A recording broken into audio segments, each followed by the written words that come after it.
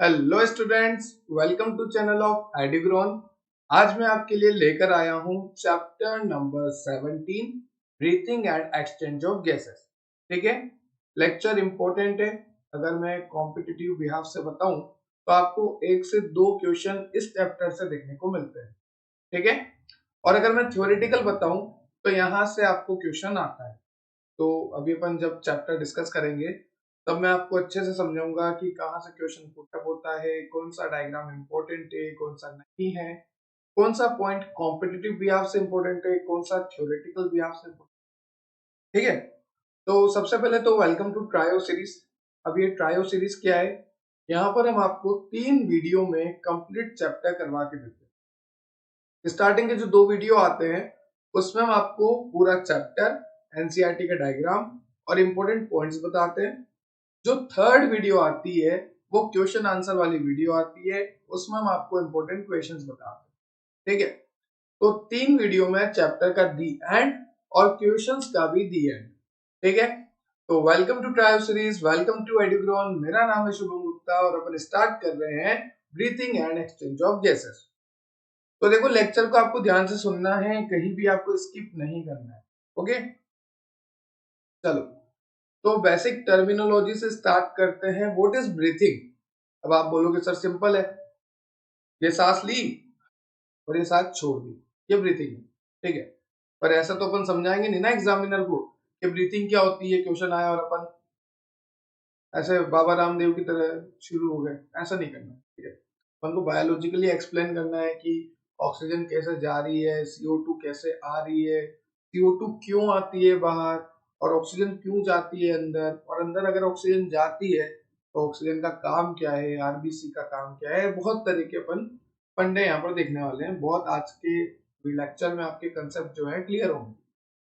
ठीक है, तो ब्रीथिंग और यहाँ पर दे रखा है एक्सचेंज। एक्सचेंज से यहाँ पर क्या मतलब है?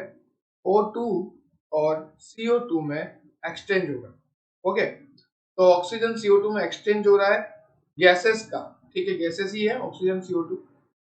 क्लियर है आपको? ठीक है सर, ये बात क्लियर हो गई कि एक्सचेंज करना है गैसेस का। अब देख लेते हैं कि एक्सचेंज कैसे हो रहा है। ठीक, तो बेसिक टर्मिनोलॉजी से स्टार्ट करते हैं। What is breathing? देखो, यहाँ पर क्या होता है? The process of exchange of O2 from the atmosphere with CO2 produce by the cell. देखो, जैसे यहाँ पर मैं खड़ा हूँ प्यारा सा, ठीक है। अब हालांकि प्यारा सा डायग्राम बना नहीं है, अनोइंग डायग्राम हो गया, पर ठीक है। अब मेरी सेल्स है बॉडी में, मैं पूरा सेल्स का बना हूँ, आप भी सेल्स के बने हो। तो ये क्या है? हमारी सेल है, हमारी कोशिका है। अब बाहर क्या है? एटमॉस्फेयर में काफी सारी एयर है, ऑक्सीजन है। तो एटमॉस्फेयर से मैं एयर ले रहा हूँ अंदर अपनी नोज के थ्रू। ठीक है, जैसे ही मैंने ऑक्सीजन अपने अंदर ली तो उसके बदले CO2 जो है बाहर आएगी। ठीक है, और CO2 कैसे बाहर आएगी? CO2 बनाता कौन है? हमारी सेल बनाती है। हमारी जो सेल है बॉडी की, जैसे मान लो ये सेल है, ये CO2 बना रही है। ठीक है, ये CO2 बाहर जाएगी जब ऑक्सीजन हमारे अंदर आएगी। देख लो आप खुद ही, ऑक्सीजन अंदर आई, CO2 बाहर गई। ठीक है, तो यही ब्रीथिंग है। ब्रीथिंग में आपको बोलना है कि हमारी सेल जो है CO2 प्रोड्यूस करती है और एटमॉस्फेयर से हम ऑक्सीजन लेते हैं, और जैसे ही ऑक्सीजन हमारे अंदर आती है CO2 हमारे से बाहर जाती है। इसी प्रोसेस को हम ब्रीथिंग कहते हैं।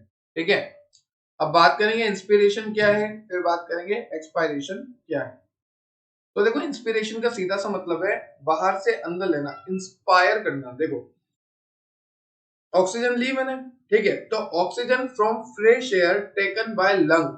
ठीक है, फ्रेश एयर जो है हमारी, ठीक है, चारों तरफ एनवायरमेंट में, वहां से मैंने ऑक्सीजन ली। ये ऑक्सीजन कहाँ गई? मेरे लंग्स में गई। ओके, और लंग्स में जाने के बाद ये ब्लड स्ट्रीम में पहुंच गई, ब्लड में जाके मिल गई। ठीक है, और ये मैंने CO2 निकाली। देखो, तो इंस्पिरेशन का मतलब क्या है? कि एटमॉस्फेयर से ऑक्सीजन अपने अंदर लेना। ये मैंने ली, तो oxygen from fresh air taken by lungs. हमारी लंग्स जो है फ्रेश एयर में से ऑक्सीजन को ले रही है और उसके बदले CO2 दे रही है। ठीक है, तो इंस्पिरेशन का सीधा सा मतलब है ऑक्सीजन को अंदर लेना एटमॉस्फेयर से। ठीक, now what is expiration? Second term is expiration. CO2 given up by venous blood in the lung is sent out to exterior। मतलब हमारी जो सेल है वो CO2 बनाती है, वो CO2 लंग्स के थ्रू बाहर एटमॉस्फेयर में आती है, उसे हम कहेंगे एक्सपायरेशन, मतलब बाहर निकालना। तो CO2 को बाहर निकालना वो हो गया एक्सपायरेशन, ऑक्सीजन को अंदर लेना वो हो गया इंस्पायरेशन, और इन दोनों का अगर मैं साथ में मिला के बोलूं तो हो गया breathing. Inspiration plus expiration, clear है? तो इस तरह से आपको याद रखना है। Now what is respiration? The sum total of physical and chemical process by which oxygen and carbohydrate, when food, nutrients, etc. are assimilated into the system and the oxidation product like CO2 and water are given out. यहाँ पे देखो क्या है respiration का मतलब, सम मतलब total, physical और chemical process का टोटल जो ऑक्सीजन और कार्बोहाइड्रेट के थ्रू हो रहा है, व्हेन फूड न्यूट्रिएंट यही है, ठीक है। ये जो है एसिमुलेट होते हैं सिस्टम में, और ऑक्सीडेशन होता है प्रोडक्ट का, जैसे CO2 बनती है, तो CO2 में क्या होता है, देखो आप खुद ही देखो, CO2 में क्या होता है, ऑक्सीजन होता है, ऑक्सीजन है मतलब इसका ऑक्सीडेशन है, ऑक्सीजन है मतलब इसका ऑक्सीडेशन हुआ है, ठीक है, इस तरह से। अब जैसे वाटर है H2O, इसमें भी ऑक्सीजन है, का भी ऑक्सीडेशन हुआ, क्लियर है आपको? अब देखो एक शानदार बात मैं आपको बताने वाला हूँ डायफ्राम से रिलेटेड। डायाफ्राम, ओके, कई लोग डायफ्राम कहते हैं, कई लोग डायाफ्राम कहते हैं। तो डायाफ्राम एक्चुअली में है क्या? मेरी लंग्स जो सिचुएटेड है वो डायाफ्राम पे सिचुएटेड है, डायाफ्राम पे सिचुएटेड है मेरी लंग्स, ठीक है। जैसे ये लंग्स है, ठीक है, ये लंग्स है तो इसके जस्ट नीचे डायाफ्राम है, इस तरह से सिचुएटेड है, ये लंग है, इसके नीचे डायाफ्राम है, ठीक है। तो डायाफ्राम क्या है, एक मस्कुलर है, मस्कुलर स्ट्रक्चर है, मेम्ब्रेनस पार्टीशन है, जो कि मेरे थोरेसिक कैविटी को एब्डोमिनल कैविटी से सेपरेट करता है। मतलब ये जो डायाफ्राम है, ये डायाफ्राम है डोम शेप का होता है, कैसा होता है, डोम शेप का, इसके ऊपर लंग्स है, ठीक है। तो लंग्स वाली साइड हो गई थोरेसिक कैविटी, और इधर वाली साइड हो गई कौन सी, एब्डोमिनल कैविटी। तो थोरेसिक कैविटी और एब्डोमिनल कैविटी, नीचे वाली एब्डोमिनल, ऊपर वाली थोरेसिक, थोरेसिक कैविटी और एब्डोमिनल कैविटी को सेपरेट कौन करता है, ये डायाफ्राम, ठीक है। और ये मस्कुलर स्ट्रक्चर है, और इसी डायाफ्राम के ऊपर लंग सिचुएटेड होते हैं, ठीक। अभी एक बहुत अच्छी चीज मैं आपको बताने वाला हूँ डायाफ्राम से रिलेटेड, देखते जाओ बस। अब देखो यहाँ पर, the pressure contributed by individual gas in mixture of gases, it is represented at PO2, ठीक है, ये बात की बात है, अभी अपने को काम नहीं है इससे, ठीक। तो डायफ्राम का मतलब क्लियर हो गया आपको? जैसे ये मैंने बना दी फेफड़े, अपने लंग्स, ओके, और ये सिचुएटेड है डायफ्राम पे, ठीक है, ये यहाँ पर एल्विलाई वगैरह है, और ये किस पे सिचुएटेड है, डायफ्राम। अब देखो, अगर मैं सांस बहुत तेज लूंगा तो डायफ्राम मेरा ऐसे थे, अब सांस लेने पे ऐसे हो गए, अब मैं सांस छोड़ूंगा तो, फिर मैं सांस लूंगा तो, सांस छोड़ूंगा तो, सांस लूंगा तो, सांस छोड़ूंगा तो डायफ्राम जो है कॉन्ट्रैक्ट और रिलैक्स होते रहेंगे, जैसे आप इंस्पिरेशन करोगे तो कॉन्ट्रैक्ट हो जाएंगे, एक्सपायरेशन करो तो रिलैक्स हो जाएंगे, ये डायफ्राम का रोल होता है, ठीक है। अब बात करें एक इंपॉर्टेंट पॉइंट, ठीक है, वो डिटेक्टिव मंगलू बोलता है बीबी की वाइन्स में कि एक 10 रुपए दोगे तो राज की बात बताता हूँ, वैसे मैं भी एक राज की बात बताता हूँ। ये जो डायफ्राम है, ठीक है, ये डायफ्राम के एबनॉर्मल मूवमेंट के कारण, क्या बोल रहा हूं मैं, ये जो डायाफ्राम है अगर इसका एबनॉर्मल मूवमेंट हो गया, एबनॉर्मल मूवमेंट मतलब पता ही नहीं लग रहा कैसे मूवमेंट कर रहा है, मतलब सिस्टमिक मूवमेंट नहीं कर रहा, अनसिस्टमेटिक मूवमेंट कर रहा है, अगर इसका एबनॉर्मल मूवमेंट हो रहा है तो इसकी वजह से हमें हिचकी आती है, ठीक है। अब वो तो सब कहने की बात है कि यार वो याद करती है तो हिचकी आती है, तो बेटा याद तो कोई करती नहीं तुम्हें, ठीक है, याद करना अलग बात हो गई, जो याद करती थी वो अब किसी और को याद करती है, ठीक है। तो तुम इस गलतफहमी में बिल्कुल मत रखो वो तुम्हें याद कर रही है, अरे भाई तुम्हारी डायफ्राम की एबनॉर्मल मूवमेंट हो रही है भाई, ठीक है। तो ध्यान रखना, आप कभी भी कोई भी कहे कि बेबी मैं तुम्हें याद कर रही थी तो बोल देना ना, हमें पता है हम साइंस वाले हैं, हमें पता है कि भैया एबनॉर्मल मूवमेंट से जो है हिचकी आती है, ठीक है, ये बेबी बाबा तो होता रहता है, हम बायो वाले हैं, हमें पढ़ना है तो हम पढ़ रहे हैं। तो ब्रीथिंग क्लियर है, इंस्पिरेशन क्लियर है, एक्सपायरेशन क्लियर है, रेस्पिरेशन क्लियर है एंड डायफ्राम क्लियर। इस स्लाइड में हमें सारे टॉपिक क्लियर है, क्या आपको भी क्लियर है? अगर आपको क्लियर है तो हम आगे बढ़ते हैं, देख लो अच्छे से, ठीक है।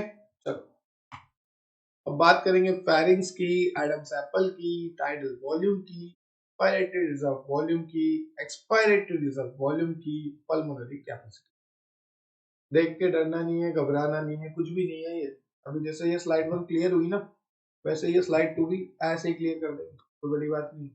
ठीक है, चलो तो फेरिंग्स के बारे में बात करते हैं। What is pharynx? एनीवन, किसी को पता हो, डाइजेशन पढ़ के आया हो कोई? तो देखो मैं बनाता हूँ, फिर आप इस तरह से।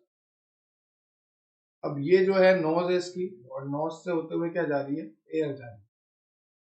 और ये इसका मुंह है, और मुंह से होते हुए क्या जाता है? खाना जाता है। खाना ही खाते हो ना मुंह से ठीक है, तो खाना जा रहा है, फूड जा रहा है। ओके, तो इधर से जा रही है एयर, इधर से जा रहा है फूड। ठीक, तो एयर के लिए होता है नेजोफेरिंग्स। कौन सा होता है बेटा? नेजोफेरिंग्स। ओके, एंड फूड के लिए होता है बेटा ओरोफेरिंग्स। क्या होता है? ओरोफेरिंग्स। क्लियर है? आगे जाके, एक सेकंड में कलर चेंज करके बताता हूँ आपको। आगे जाके ये दोनों कनेक्ट हो जाते हैं। Wait a minute. ओके, आगे जाके ये दोनों कनेक्ट हो जाते हैं और एक कॉमन पाइप बनाते हैं, जिसको हम कहते हैं फेरिंग। ओके, तो अगर आपको कोई पूछे तो फेरिंग्स क्या है, तो आप बोलना एक कॉमन पाथवे। अगर आपको कोई पूछे नेजोफेरिंग्स क्या है, तो आप बोलना नाक से जो एयर जा रही है वो नेजोफेरिंग्स के थ्रू। आपको कोई पूछे ओरोफेरिंग्स, तो मुंह से भी सांस लेता है मन, ये भागते भागते मुंह से सांस लेता हूँ वैसा। ठीक है, तो nasopharynx and oropharynx both have commonly called pharynx. Okay, चलो, तो ये बात क्लियर हो गई है डायग्राम से हमें फेरिंग्स क्या है। चलो, तो देखो यहाँ पे लिखा हुआ है एक तरह से ट्यूब है फेरिंग्स। क्या है बेटा? एक तरह से ट्यूब है, एक तरह से कैविटी है, जो कि कनेक्ट करती है माउथ को, नेजल पैसेज को विथ इसोफेगस। ओके, इसोफेगस से माउथ को और नेजल पैसेज को कनेक्ट करती है। अब ये आपने वर्ड सुना होगा, इसोफेगस। सुना है सबने? जिसने नहीं सुना वो सुन लो, इसोफेगस। इसोफेगस को हम कॉमनली कहते हैं फूड पाइप, और अब हिंदी में शायद कहते हैं इसको भोजन नली, ऐसा कुछ कहते हैं। ठीक है, तो इसोफेगस को हम बोल रहे हैं फूड पाइप। ओके, तो फूड पाइप को हम इसोफेगस कह रहे हैं, ये बात ध्यान रखना। अब फेरिंग्स के पास 3 पार्ट होते हैं, मैंने आपको जैसे बताया, 2 तो मैंने आपको समझा दिए। एक तो हो गया नेजोफेरिंग्स, मैं बताता हूँ आपको, देखो। ओके, एक तो हो गया अपना नेजोफेरिंग्स, एक हो गया अपना ओरोफेरिंग्स, और एक होता है लेरिंगोफेरिंग्स। क्या होता है बेटा? लेरिंगोफेरिंग्स। ये लेरिंग्स का होता है। ठीक है, posterior part which continue to larynx, उसे हम कहेंगे लेरिंगोफेरिंग्स। ठीक है, तो जनरली बच्चों को 2 ही याद रहते हैं, आपको 3 याद रखने हैं। Nasopharynx, oropharynx, laryngopharynx. Okay, now ये बात हमें क्लियर हो गई, फेरिंग्स हमें क्लियर हो गया कि एक ट्यूब लाइक स्ट्रक्चर है, एक होलो लाइक स्ट्रक्चर है। ठीक है, जिसमें से एयर पास होती है। अगर वो नेजोफेरिंग्स है, फूड पास होता है। अगर वो ओरोफेरिंग्स है, और ओरोफेरिंग्स से एयर भी पास हो जाती है, उसे भी सांस लेते हो ना। ठीक है, now next is Adam's apple. What is Adam's apple? The projection formed by the thyroid cartilage and surround the larynx at the front of the neck. Okay, projection है जो कि थायराइड कार्टिलेज के थ्रू बने हुए हैं और surround करते हैं रेलिंग्स को at the front of the neck. ठीक है, तो projection form by thyroid cartilage, उसको हम कहते हैं एडम्स एप्पल।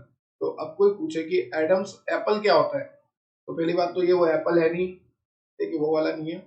ठीक, ये एडम्स एप्पल है, जो कि थायराइड कार्टिलेज के प्रोजेक्शन से बनता है। किससे बनता है बता? थायराइड कार्टिलेज के प्रोजेक्शन से बनता है। क्लियर है?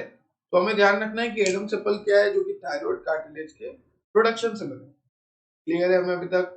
हमें फेरिंग्स क्लियर है, हमें एडम्स एप्पल क्लियर है। क्लियर है? क्लियर है, तो मैं इसको मार्क को रिमूव करता हूँ, फिर आगे से। ठीक है, अब है टाइडल वॉल्यूम। नॉर्मल जो मैं इंस्पिरेशन कर रहा हूँ, ये देखो, नॉर्मल लिया अपने सांस, ठीक है, वो है 500 ml। कितनी लेते हो आप? 500 ml। देखो, ठीक है, ये है 500 ml। कितनी बेटा? 500 ml। ये बात क्लियर है आपको? तो एडम सेपल हमें क्लियर हो गया, टाइटल वॉल्यूम हमें क्लियर हो गई कि नॉर्मल इंस्पिरेशन करना 500 ml। ठीक है, अब देखते हैं next, inspiratory reserve volume. Okay, तो क्या होता है inspiratory reserve volume? Additional volume of air inspired by forcible inspiration. Okay, यहाँ पर नाम से पता लग रहा इंस्पिरेटरी रिजर्व वॉल्यूम मतलब मैं कितनी तेजी से और कितने दम तक सांस ले सकता हूँ। देखो,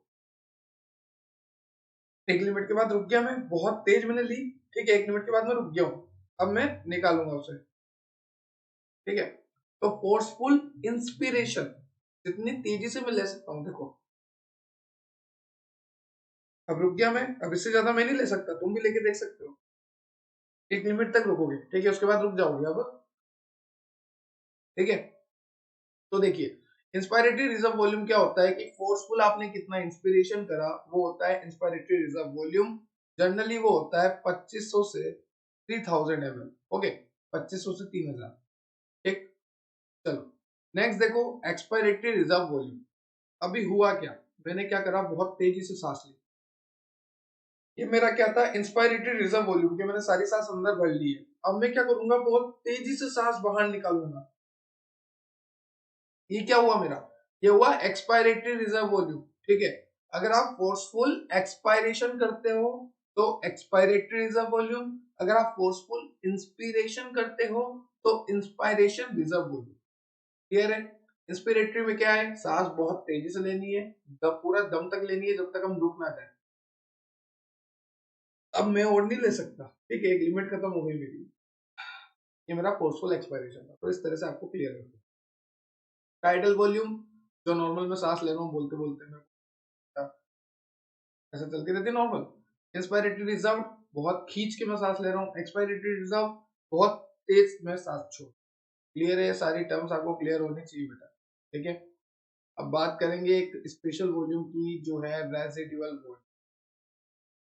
अब इसके ऊपर एक बहुत प्यारी, बहुत शानदार और बहुत ही खतरनाक कहानी मैं आपको बताने वाला हूँ, ठीक है। तो ध्यान से सुनना रेसिडुअल वॉल्यूम की कहानी। वेट अ मिनट, लिख लेता हूं एक बार स्लाइड। तो रेस्पिरेटरी रिजर्व वॉल्यूम के ऊपर एक कहानी सुनो। जैसे मान लो ये मैं खड़ा हूँ,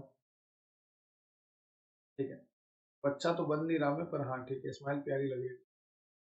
अब यहाँ पे मेरे लंग्स को मैं अच्छे से देख रहा हूँ और ये मैंने लंग्स देखे मेरे, ठीक है, जैसे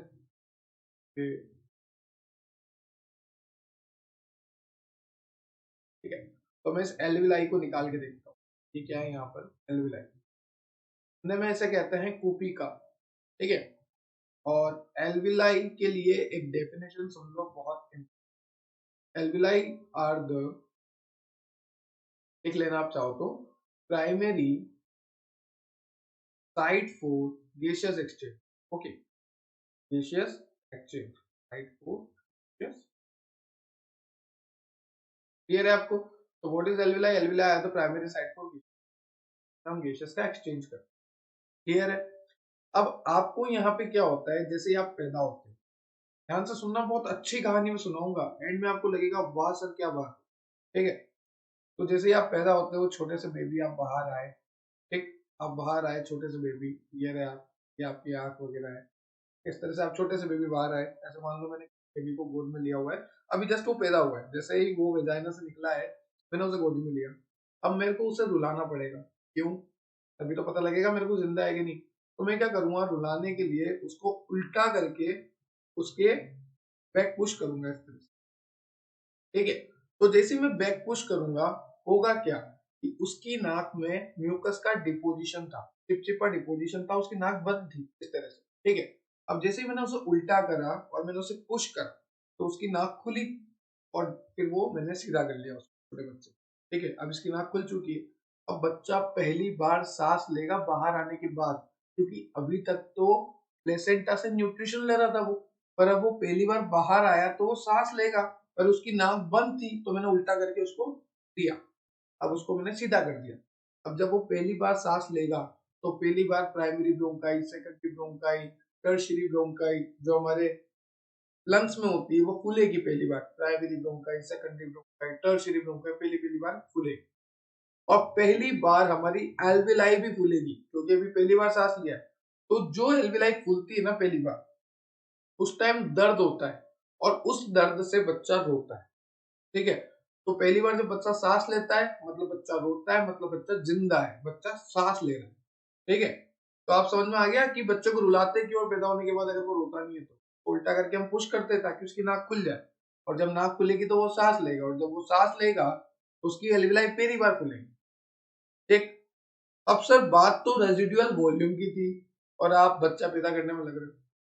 ठीक है, तो यार ऐसा कुछ नहीं है, ध्यान से सुनो। आप जब बच्चा पहली बार सांस ले रहा है ना, तो जो पहली बार उसके हवा अंदर गई ना, वही उसकी रेजिडुअल वॉल्यूम। ठीक है, ये एक ऐसी वॉल्यूम होती है जो पैदा होने के बाद हमारे अंदर जा रही है। जैसे मैं पैदा हुआ, मान लो एक मैं पैदा हुआ, मेरी नाक बंद थी, पहली बार मैं सांस ले रहा हूँ, मेरे को दर्द हो रहा है, पहली बार मैं ले रहा हूँ, और एल्विलाई में जाके रेजिडुअल वॉल्यूम बोलेंगे अब उसको। वो जो हवा गई ना, अब वो वहीं रहेगी जिंदगी भर, मरते दम तक वो हवा वहीं रहेगी, क्योंकि अभी तक चिपकी हुई थी आपकी एल्विलाई। पहली बार सांस गई तो हल्की सी फूली, इस तरह से, तो जो ये हवा बनी ना, ये वहीं रहेगी अब मरते दम तक। इसको हम बोलते हैं रेजिडुअल वॉल्यूम। ठीक है, और चाहे आप कितनी ही तेज सांस बाहर निकाल लो, देखो जैसे चाहे मैं कितनी ही तेज, मैंने मेरी सारी सांस बाहर निकाल दी, तो भी रेजिडुअल वॉल्यूम मेरी एल्विलाई में है। ठीक है, तो चाहे मैं कितनी ही तेज सांस बाहर निकाल लूं, रेजिडुअल वॉल्यूम मेरी एल्विलाई में रहेगी। क्लियर है? तो हमने देखा रेजिडुअल वॉल्यूम जो है कब जाती है, रेजिडुअल वॉल्यूम बाहर नहीं आती है, चाहे आप कितनी ही तेजी से सांस बाहर निकाल लो। रेजिडुअल वॉल्यूम का अमाउंट होता है 1100 से 1200 ml। ठीक है, 1100 टू 1200 ml, ये बात आपको ध्यान रखनी है। ये रही 1200।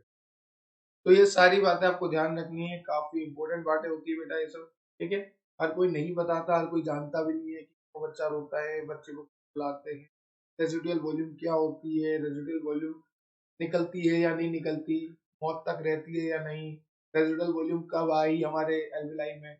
ये इतने तरह के क्वेश्चन का एक ही आंसर है, और वो मैंने आपको अच्छे से एक्सप्लेन। ठीक है, तो यार कंसेप्ट समझो, हर चीज के पीछे बायोलॉजी की कंसेप्ट है, हमारी बायोलॉजी बड़ी खतरनाक है। ठीक है, नाउ पल्मोनरी कैपेसिटीज की हम बात करेंगे, तो देखो बेटा पल्मोनरी कैपेसिटी में आएगा इंस्पायरेटरी रिजर्व कैपेसिटी, जिसमें हमारा आएगा टाइडल वॉल्यूम जो हम नॉर्मल वॉल्यूम लेते हैं। ठीक है, और रेजिडुअल वॉल्यूम। ठीक, और एक्सपायरेटरी में आएगा tidal volume plus ERV, expiratory reserve volume. तेरा एक्सपायरेटरी और तेरा टाइडल, मतलब इन्हीं को जोड़ जोड़ के बता रहे हैं। तो पहले मैं स्लाइड को क्लियर करता हूँ, फिर आपको पूछता हूँ, अगर आपको कोई डाउट है तो आप पूछ सकते हैं। हमने सबसे पहले देखा था फेरिंग्स, ठीक, फिर हमने देखा था Adam's apple, tidal volume, expiratory, expiratory, pulmonary.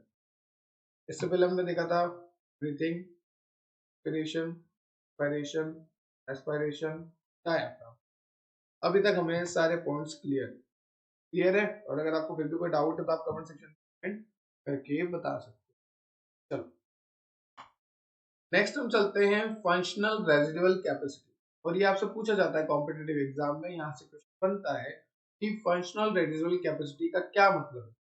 तो ध्यान रखना, उसमें आएगा आपका एक्सपायरेटरी रिजर्व वॉल्यूम, जो मैं बहुत तेजी से सांस बाहर निकालता हूँ, और साथ में रेजिडुअल वॉल्यूम, दोनों को मिला के हम बोलेंगे फंक्शनल रेजिडुअल कैपेसिटी। तो अगर कोई पूछे कि what is functional residual capacity, तो आपको बोलना है it is sum of, sum मतलब दोनों का मिश्रण, किस इसका मिश्रण है, ERV is sum of ERV plus R. फिर आप रेजिडुअल के ऊपर बता ही सकते हो कहानी। Now what is vital capacity, ये क्वेश्चन भी पूछा जाता है कि वाइटल कैपेसिटी क्या है। ओके, तो वाइटल कैपेसिटी क्या है, ईआरवी, ईवी, आईआरवी, मतलब expiratory reserve volume, tidal volume, expiratory reserve volume, मतलब बाहर निकालने वाला वॉल्यूम, अंदर लेने वाला वॉल्यूम इंस्पायरेटरी वाला, और एक नॉर्मल टाइडल। ये तीनों वॉल्यूम मिला दूं तो ये हो गई वाइटल कैपेसिटी।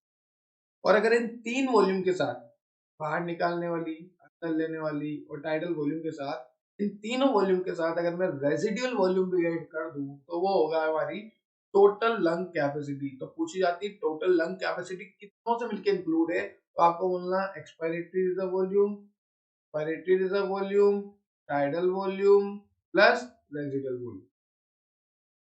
क्लियर है आपको? ये सारी बातें आपको याद रखनी है बेटा, कॉम्पिटिटिव एग्जाम में इन्हीं से क्वेश्चन आता है, मेनली पूछते हैं आपको इन सब से। एक्सपायरेटरी रिजर्व वॉल्यूम कितनी होती है, क्या होती है, टाइडल वॉल्यूम क्या होती है, एक्सपायरेटरी रिजर्व वॉल्यूम क्या होती है, वाइटल कैपेसिटी क्या होती है, फंक्शनल रेजिडुअल कैपेसिटी क्या होती है, टोटल लंग कैपेसिटी क्या होती है। ठीक है, स्पेशली ये तो पूछते ही हैं आपको। रेजिडुअल वॉल्यूम के बारे में आपको स्पेशली पूछते हैं, आपको बता दिया। तो इस तरह से आपको पूछा जाता है क्वेश्चन। नाउ क्लियर करते हैं, फंक्शनल क्लियर है, वाइटल क्लियर है। नाउ हम देखने वाले हैं steps involve in respiration. Respiration में कौन कौन से स्टेप्स इन्वॉल्व होते हैं इसकी हम बात करें। ठीक है, तो देखिए सबसे पहले यहाँ पे आपको दे रखा है ब्रीथिंग और पल्मोनरी रेस्पिरेशन। दूसरा है डिफ्यूजन ऑफ गैसेस, मैं बोला था ना डिफ्यूजन होगा ऑक्सीजन और CO2, ऑक्सीजन अंदर आएगी, CO2 बाहर जाएगी। Transport of gases by blood. अब देखो जैसे यहाँ पर मैं खड़ा हूँ, नाक ज्यादा लंबी हो जाती है ना थोड़ी, चलो उसको क्लियर करके एक बार और ट्राई करते हैं। यार नाक बड़ी होनी चाहिए, ठीक है अच्छी बात है सर, पर इतनी भी बड़ी नहीं है। ठीक है, तो जैसे ये आंख वाख बन गई, और ताकि डरावना है पर ठीक है अपने को समझना है। अब जैसे ऑक्सीजन अंदर आ रही है, ठीक है, वैसे तो एयर ही आती है, अपन देख के तो लेते नहीं कि हाँ ऑक्सीजन है चलो ले लेते हैं, ऐसा तो कुछ होता नहीं है एयर ही लेते हैं अपन, पर अपन बोलते हैं जनरली ऑक्सीजन। ओके, तो ऑक्सीजन अंदर जा रही है। अब ऑक्सीजन अंदर आई, एल्विलाई में आई, ठीक है, तो एल्विलाई से CO2 निकलेगी और ऑक्सीजन एल्विलाई में आएगी, एल्विलाई हमारी जो लंग्स में होती है। ठीक है, अब बात करें एल्विलाई में आने के बाद ऑक्सीजन का क्या काम है। ये ऑक्सीजन जो है हमारी ब्लड स्ट्रीम, ब्लड है, ब्लड फ्लो हो रहा है ब्लड वेसल में। ओके, इस ब्लड स्ट्रीम में ऑक्सीजन आके मिल जाती है, ये आ गई ऑक्सीजन। तभी तो हम कहते हैं ऑक्सीजनेटेड ब्लड, सुना होगा ना, अगर आपने ब्लड वगैरह पढ़ा होगा तो वहां पढ़ा होगा ऑक्सीजनेटेड ब्लड। क्लियर है, तो यही है ऑक्सीजनेटेड ब्लड। तो देखो transport of gases by blood, gases जो है ट्रांसपोर्ट होगी, ये ऑक्सीजन जो है ब्लड वेसल के थ्रू ट्रांसपोर्ट होगी। Diffusion of O2 and CO2 between blood and tissue, सीधी सी बात है CO2 बाहर निकलेगी, O2 अंदर आएगी। अब यूटिलाइजेशन होता है ऑक्सीजन का, यूटिलाइजेशन का मतलब होता है यूज करना, फायदे के लिए यूज करना, यूटिलाइज करना। ठीक है, तो यूटिलाइजेशन होता है ऑक्सीजन का by the cell of catabolic reaction and the resultant release of CO।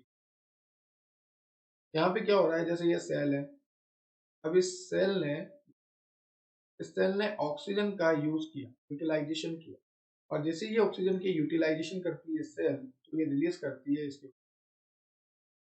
तो यूटिलाइजेशन करने के बाद जैसे सेल ने ऑक्सीजन का यूटिलाइजेशन किया, तो यूटिलाइजेशन करने के बाद सेल जो है रिलीज करती है CO।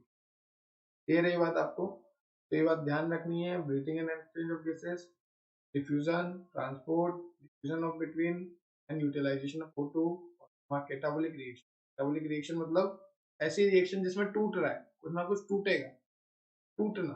ठीक ना, चलो क्लियर है। Functional, vital, total, step involve, breathing, diffusion, transport, diffusion of O2, utilization. चलिए नेक्स्ट देख लो, ये 3 स्लाइड आपको मैंने क्लियर कर दी है वाली, पैरिंग्स वाली, एडमसेपल वाली, ये वाली। ठीक है, अब यहाँ पे ध्यान से देखना, वैसे तो मैं आपको समझा चुका हूँ, फिर भी अपन अच्छे है। देखो जैसे ही एयर हमारे लंग्स में एंटर होगी, चलो सोचो, सोचो ध्यान से देखना, एयर है बाहर और हमने एंटर कर दिया, ध्यान से देखना बिल्कुल। ठीक है, मैंने क्या करा, सांस ली, बहुत तेजी से ली। ठीक, तो डायफ्राम क्या हुआ, ऐसा था, ऐसे हो गया। देखो वापस देखो, वापस मैं सांस निकाल देता हूँ, वापस देखो, अभी मेरा डायफ्राम ऐसा है, ऐसा नॉर्मल पड़ा है, डॉम शेप। अब मैं तेज सांस लेता हूँ, ये डायफ्राम ऐसा हो गया। ठीक है, ये लंग्स के ऊपर है ना, लंग्स के नीचे डायफ्राम है, लंग्स इसके ऊपर है। ठीक है, जैसे मान लो ये लंग्स है यहाँ पे, मैं तेज सांस लेता हूँ तो ये कॉन्ट्रैक्ट, वापस देखो, मेरे को सांस लेनी है। ठीक है, ये डायफ्राम ऐसा डोम शेप है, सांस लूं, ये डायफ्राम ऐसे हो जाता है, फ्लैटेंड हो जाता है। ठीक है, जब हवा अंदर आती है, अब जैसे मैं हवा छोड़ू तो, वापस लू तो, छोड़ू तो, वापस लू तो, छोड़ू तो इस तरह से एयर आने पर जो डायफ्राम है वो कॉन्ट्रैक्ट हो जाता है, और एयर जाने पर डायफ्राम जो है रिलैक्स हो जाता है। देखो एयर जो है यहाँ पे लंग्स में आई, ठीक है, यहाँ पे अब रिब्स होती है, स्टर्नम होती है, ये यहाँ पर जहाँ मेरा माइक लगा है यहाँ पर स्टर्नम होती है, ठीक है। और लंग्स से अटैच होती है 12 पेयर रिब्स, इस तरह से रिब्स निकलती है यहाँ से, 12 पेयर रिब्स होती है, ओके। तो 12 पेयर रिब्स होती है और एक स्टर्नम है हमारा जो मैंने आपको बताया, और वॉल्यूम ऑफ थोरेक्स, ओके। जब मैं सांस लूंगा तो वॉल्यूम बढ़ेगा अंदर, देखो बढ़ गया, बहुत ज्यादा वॉल्यूम हो गया, ठीक है। तो वही सब बता रखा है कि वॉल्यूम इंक्रीज होगा, डायफ्राम कॉन्ट्रैक्ट होगा, ये रिब केज है जिसमें लंग जो है सिचुएटेड होती है इस केज में, और यहाँ रिब्स एंड स्टर्नम। अब जैसे ही मैं सांस बाहर निकालूंगा तो डायफ्राम रिलैक्स होगा, ठीक है, और अंदर का वॉल्यूम कम होगा, डिक्रीज होगा, और स्टर्नम और जो कुछ भी है वो अपने ओरिजिनल पोजीशन पे आ जाएंगे। जैसे देखो अभी स्टर्नम मान लो यहाँ था, मैं सांस लेता हूँ बहुत तेज, तो स्टर्नम हल्का सा डिस्प्लेस हुआ, जब मैं सांस निकालूंगा स्टर्नम वापस अपनी जगह पे आ जाए। क्लियर है, क्लियर है, क्लियर। तो इंस्पिरेशन हो गया, एक्सपायरेशन हो गया, ठीक है, सांस लेना हो गया, सांस छोड़ना हो गया, थोड़ा बहुत आइडिया तो आपको भी हो गया कि हाँ कैसे क्या लिखना है हमें, ठीक है। चलो नेक्स्ट स्लाइड पे चलते हैं। डायग्राम मैंने आपको क्लियर करवा दिया है, अब एक और डायग्राम है, इसको बहुत अच्छे से समझाने वाला हूँ मैं, तो ध्यान से सुनो। ये तो डायग्राम क्लियर हो गया, ये स्टेप क्लियर हो गए, ये क्लियर हो गए, ये क्लियर हो गए, ठीक है। अब डायग्राम समझते हैं, काफी अच्छे से समझेंगे हम। यहाँ पे लिखा हुआ है diagrammatic view of human respiratory system, sectional view of the lung, left lung is also shown. हमने लेफ्ट लंग का सेक्शनल व्यू देख रहे हैं यहाँ पर, ये डायग्रामेटिक स्ट्रक्चर है जो कि एनसीईआरटी में 17.1 नाम से दे रखा है। ये भी एनसीईआरटी का फिगर है, ये आपका 17.2 है, ठीक है, और ये 17.1 वाला है। चलो देखो अब यहाँ पे मैं इसका चेहरा ही बना देता हूँ, चलो थोड़ा सा बना लेते हैं अपन, क्या यार, नाक, ये नाक वाली हो गई इसकी ऑक्सीजन, हालांकि मेरी ड्राइंग बेड़े कबूतर हो गया है पर ठीक है, चलो अपन समझते हैं, ओके, समझना जरूरी है, कबूतर तो बना लेंगे। चलो तो देखो सबसे पहले क्या हुआ कि जैसे मैंने सांस ली, अब मैं आपको बताऊंगा ट्रेकिया के बारे में, लैरिंग्स के बारे में आपको बताऊंगा, ठीक है। तो हमने देखा था फेरिंग्स, ठीक, एक देखा था नेजोफेरिंग्स, एक देखा था ओरोफेरिंग्स, मतलब एक नाक वाला पाइप एक मुंह वाला पाइप, दोनों मिला के आगे बना रहे थे फेरिंग्स, ठीक है। ये बात क्लियर थी तो बोलो, ठीक है, समझ में आती है ये बात। एक था इसोफेगस वर्ड, जिसको मैंने बोला था आपको फूड पाइप, तो आपने मुझसे पूछा नहीं कि यार सर फूड पाइप है मतलब ऑक्सीजन पाइप भी होगा कोई, बिल्कुल होगा, तो इसोफेगस को हम बोल रहे हैं फूड पाइप,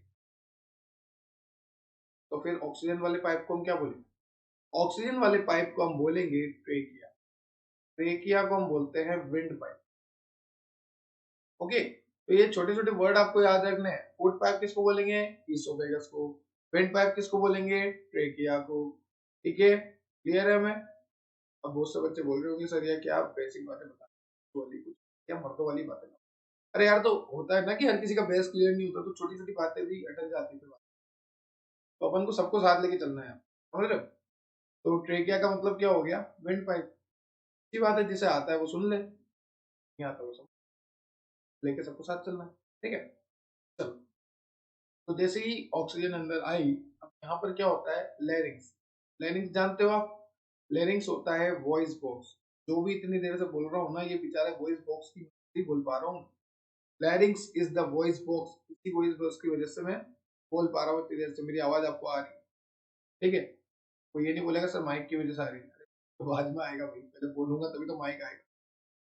और इस लैरिंग्स के ऊपर होता है एपिग्लोटिस, ये इतना काम का नहीं है रेस्पिरेशन में हमारे, लैरिंग्स भी इतना काम का नहीं है, हमें बस देखना है स्ट्रक्चर में दे रखा है, हमें आना चाहिए कि हाँ ये लैरिंग्स और ये एपिग्लोटिस, क्योंकि नॉमेनक्लेचर के लिए आ जाए कि मान लो बताओ ये ए है ये बी है, इनके नाम बताओ, ये एपिग्लोटिस है ये लैरिंग्स, ठीक। अब हवा आएगी ट्रेकिया में, और ट्रेकिया में क्या होता है, सी शेप इस तरह से रिंग होती है, इस तरह से आप देख ही सकते होंगे, ठीक है, आपको 3D में दिख रहा है यहाँ, अब मैं इसको ज्वाइन कर दूं तो आपको फिर भी ऐसे ही दिखेगा, ये सी शेप है, दोनों एक दूसरे जुड़ी नहीं है, इस तरह से सी शेप रिंग है, ठीक है।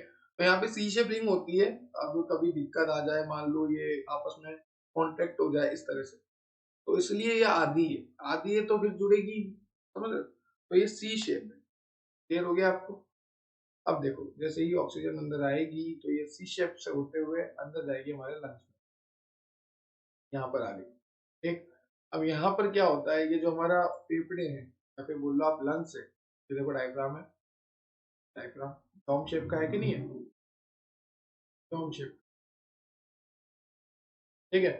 अब जैसे ही मैं सांस छोड़ूंगा तो ये, मतलब जैसे ही मैं सांस बहुत तेज लूंगा तो ये ऐसे हो जाएगा, जैसे ही मैं सांस छोड़ूंगा तो ये नॉर्मल हो जाएगा। तो अब ये नॉर्मल दिखा रखा है आपको डोम शेप। बहुत तेज सांस लूंगा तो ये कॉन्ट्रैक्ट हो जाएगा, इस तरह से हो जाएगा कॉन्ट्रैक्ट। ठीक है, इस तरह से हो जाएगा बिल्कुल सीधा कॉन्ट्रैक्ट टाइप। और अगर सांस छोड़ूंगा तो ये इस तरह से हो जाएगा। ठीक है। तो अब देखो यहाँ पर लंग्स के बारे में बात करते हैं। देखिए यहाँ पर है प्लूरल मेम्ब्रेन। ठीक है। लंग्स जो है, जैसे मान लो ये लंग्स है तो चारों तरफ जो कवरिंग होती है वो होती है प्लूरल मेम्ब्रेन। इस प्लूरल मेम्ब्रेन में फ्लूइड होता है। ठीक है, उसको हम कहते हैं प्लूरल फ्लूइड। क्या कहते हैं बच्चों? ठीक है, सर समझ में आ गया कि लंग्स के दोनों तरफ होती है प्लूरल मेम्ब्रेन। ये जो प्लूरल मेम्ब्रेन है, इस प्लूरल मेम्ब्रेन में होता है प्लूरल फ्लूइड। क्या होता है? प्लूरल फ्लूइड होता है।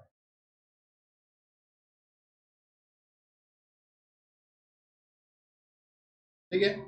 प्लूरल मेम्ब्रेन में प्लूरल फ्लूइड होता है। अब कभी झटका लग जाए या आप कभी, भगवान न करे आपका एक्सीडेंट हो, आपके दुश्मन का ही हो, चलो गलती से एक्सीडेंट हो जाए, तो अब किसी के बारे में बुरा बोलना तो चाहिए नहीं। ठीक है, तो अपन उसको बचाएंगे। देखना, अगर अपन ने बोल दिया ना कि उसका एक्सीडेंट हो जाए तो अपन उसको मान लो खुदा ना खास्ता आपके कोई दुश्मन जा रहा है बाइक से फुल एक्शन दिखाते हुए, है एकदम वगैरह लेके, कंपनियों के पास यही मिलती है आजकल केटीएम पर्सन, एकदम ऐसे मस्त जा रहा है और कहीं उसका एक्सीडेंट। अब वो गिरा और वो मान लो चेस्ट के बल गिरा। ठीक है, चेस्ट के तरफ से गिरा वो, और बहुत तेजी से वो गिरा।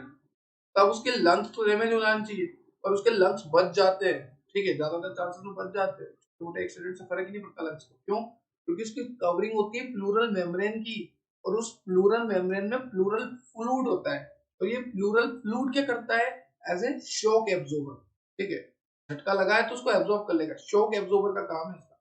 तो प्लूरल फ्लूइड का काफी इंपॉर्टेंट काम है हमारे लंग्स को बचाने में, क्योंकि ये एक्ट करता है एज अ शॉक एब्जॉर्बर। झटका एब्जॉर्ब कर लेता है, शॉक एब्जॉर्ब। क्लियर है आपको? चलो आगे देखो।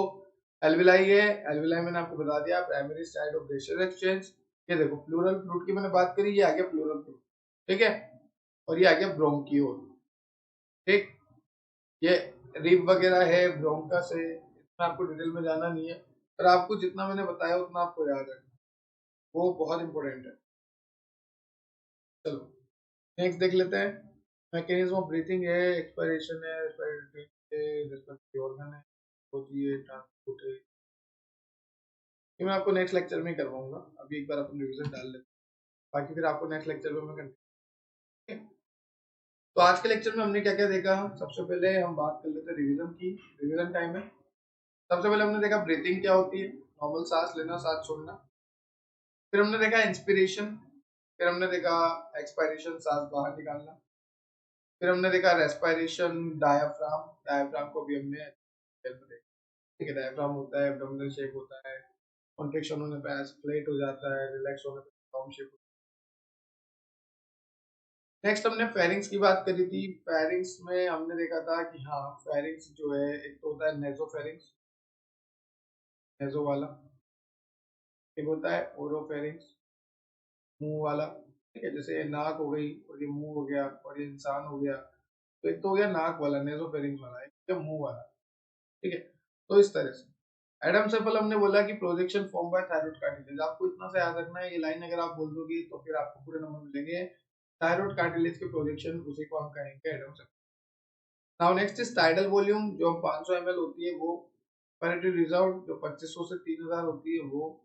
एक्सपायरेटरी, ठीक है। और एक्सपायरेटरी का मतलब भी क्या होता है कि पर्सन जो है फोर्सफुल कितनी तेजी से एक्सपायर कर ले। देखो बहुत तेजी से मैंने सांस निकाल दी, अब इसके बाद मैं नहीं निकाल सकता। क्यों नहीं निकाल सकता? क्योंकि भाई इसके बाद तो बच्ची कौन है, रेसिडुअल, और रेसिडुअल तो निकलने से रही, क्योंकि रेसिडुअल तो at the time of birth जाती है और वो वही जाके डिपोजिट, उसकी वजह से तो हमारी एलवीआई खुली हुई। ठीक है, वेट अ मिनट, ओके ठीक है, अपन सही चल रहा है। नाउ नेक्स्ट पल्मोनरी कैपेसिटीज के अपन ने बात करी थी, फिर अपन ने बात करी functional residual capacity, vital capacity, फिर बात करी टोटल लंग। अब जितना भी नाम सुना आपने, tidal volume, inspiratory reserve volume, expiratory reserve volume, ठीक है, और रेजिडुअल वॉल्यूम, सब मिला दूं ना मैं तो हो गई हमारी टोटल लंग कैपेसिटी। हमारी लंग की टोटल जितनी भी कैपेसिटी है वो ये है, ना इससे ज्यादा कुछ है ना इससे कुछ कम। टोटल लंग कैपेसिटी ये है, tidal volume, inspiratory reserve volume, expiratory reserve volume and the residual volume. फिर हमने देखा स्टेप्स कौन कौन से इन्वॉल्व होते हैं रेस्पिरेशन में, कल हम अच्छे से देखेंगे। इंटरनल रेस्पिरेशन भी देखेंगे, मैकेनिज्म कौन कौन से इन्वॉल्व हो रहे हैं वो भी देखेंगे, बहुत अच्छे से हम डिटेल में स्टडी। ठीक है, नाउ नेक्स्ट है, फिर हमने डायग्राम समझा कि हाँ भैया डायफ्राम कब कॉन्ट्रैक्ट हो रहा है, डायफ्राम कब रिलैक्स हो रहा है, ठीक है, रिब्स कब स्ट्रेच हो रहे हैं, रिब्स कब नॉर्मल पोजीशन पे आ रहे हैं, स्टर्नम कब नॉर्मल पोजीशन पे आ रहा है। तो देखो डिस्प्लेस कब होगा, जब मैं सांस लूंगा, सब डिस्प्लेस हो गया, डायफ्राम भी कॉन्ट्रैक्ट हो गया, स्टर्नम भी डिस्प्लेस हो गया, रिब्स के में भी दिक्कत आ गई। अब जब मैं सांस छोड़ूंगा, स्टर्नम भी जगह पे आ गया, डायफ्राम भी नॉर्मल हो गया, डोम शेप का हो गया, सब क्लियर है। तो पहले वाले में हवा आ रही है तो ये इंस्पिरेशन है, दूसरे वाले में आवाज आ रही है तो ये एक्सपायरेशन। ध्यान रखना है, मैंने आपको बहुत टेक्निकली समझाने की कोशिश करी है, सामने बैठा हूँ आपकी और सांसें लिए जा रहा हूँ तब से, ठीक है, तो आपको अब तो समझ में आ जानी चाहिए, क्योंकि इतनी सांसें तो मैंने तब भी नहीं ली थी जब मेरे पीछे कुत्ता पड़ जाता है, ठीक है, कुत्ता पीछे लग जाता है तो अपन ऐसे ही करते हैं ना, पूरे मुंह से ऐसे ही करते हो, तो ये नाक से भी ले रहे हो, मुंह से भी ले रहे हो, नेजोफेरिंक्स का भी काम हो रहा है, ओरोफेरिंक्स का भी काम हो रहा है। कोई नाक बंद कर दे तो मुंह से लोगे, कोई मुंह बंद कर दे तो नाक से लोगे, तो या और कभी बहुत तेजी में हमें चाहिए कि हम भागते हैं तो हमारी बॉडी पूरी एनर्जी यूज कर देती है, बहुत सारा CO2 होता है, ठीक है, सेल्स CO2 निकालती है बहुत सारा, बॉडी में CO2 बढ़ जाता है, और फिर हम क्या करते हैं, ऑक्सीजन लेते हैं बहुत तेजी, मुंह से भी लेते हैं, नाक से भी लेते हैं, पता नहीं कहाँ कहाँ से ले लेते हैं। तो ये सब आपको ध्यान रखना है, ठीक है। फिर डायग्राम देखा अपन ने, प्लूरल मेम्ब्रेन देखी, प्लूरल फ्लूइड का हमने काम समझा कि या भगवान न करे कि एक्सीडेंट हो गया, अगर वो छाती के बल मतलब चेस्ट के बल गिर गया, तो फिर उसके जो ये लंग्स से वो डैमेज नहीं होते, क्यों, क्योंकि वहां पर प्लूरल फ्लूइड होता है जो कि शॉक एब्जॉर्बर होता है, झटके से बचाता है। वैसे हमारे ब्रेन में भी होता है ना कि कोई सिर के बल गिरा तो भी सही है, और कोई गिरा तो बेचारा वो तो पागल ही हो गया। तो होता क्या है कि सिर में हमारे सेरिब्रोस्पाइनल फ्लूइड होता है, ठीक है, एज अ शॉक एब्जॉर्बर काम करता है वो। अगर मैं कहीं गिर गया बहुत तेजी से, मैं नहीं गिरूंगा, बिल्कुल भी नहीं गिरूंगा, मैं गलती से बोल दिया, ठीक है, भगवान ना करे मैं गिरूंगा, पिछ लेता हूँ हमेशा, कोई भी गिर गया गलती से XYZ, तो अगर उसके ब्रेन में CSF का अमाउंट लो है या CSF की कमी है, CSF फंक्शन नहीं कर रहा, तो उसका ब्रेन डैमेज के चांसेस ज्यादा है। CSF मतलब सेरिब्रोस्पाइनल, ठीक है। वैसे हमारे प्लूरल मेम्ब्रेन में प्लूरल फ्लूइड होता है जो शेव का वैसे बोल रहे हैं, और वैसे अगर कोई ब्रेन में पूछे कि ब्रेन में कौन सा होता है, तो ब्रेन स्पाइनल फ्लूइड जो कि शेव एब्जॉर्बर का काम करता है। आज के लिए बहुत है, आज का ज्ञान बहुत है इतना। लेक्चर नंबर 2 में हम देखेंगे mechanism of breathing, respiration, respiratory tract पूरा रास्ता, कैसे आवाज आ रही है अंदर, कौन कौन से एनिमल में किस किस तरह से आवाज आती है, फिजियोलॉजी ऑफ रेस्पिरेशन, ये तो बहुत इंपॉर्टेंट, ठीक। ट्रांसपोर्ट, ये ग्राफ में बहुत इंपॉर्टेंट, इससे भी क्वेश्चन बनता है, इससे भी क्वेश्चन बनता है, इससे भी क्वेश्चन बनता है, इससे नीट में क्वेश्चन बनता है।